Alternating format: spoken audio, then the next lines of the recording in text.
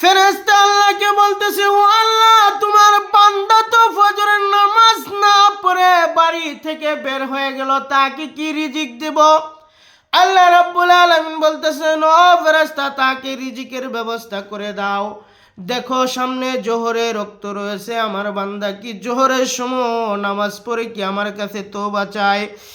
আল্লাহ রাব্বুল আলামিন ওই কথা বলার পর ফেরেশতা থেমে গেলেন। জোহরের রক্ত চলে গেল। ফেরেশতা বলল, ও আল্লাহ, তোমার বান্দা তো জোহরের নামাজ পড়লো না, তাকে কি রিজিক দেব?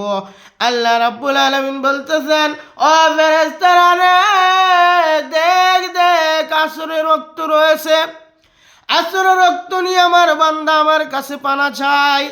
আসরের রক্ত চলে গেল। ফেরেশতা বলল, ও আল্লাহ,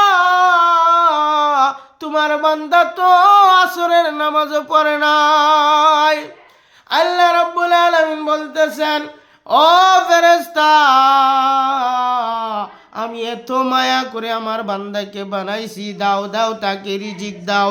দেখো মাগরিবের রক্ত কি সে আমার কাছে তওবা করে কিনা।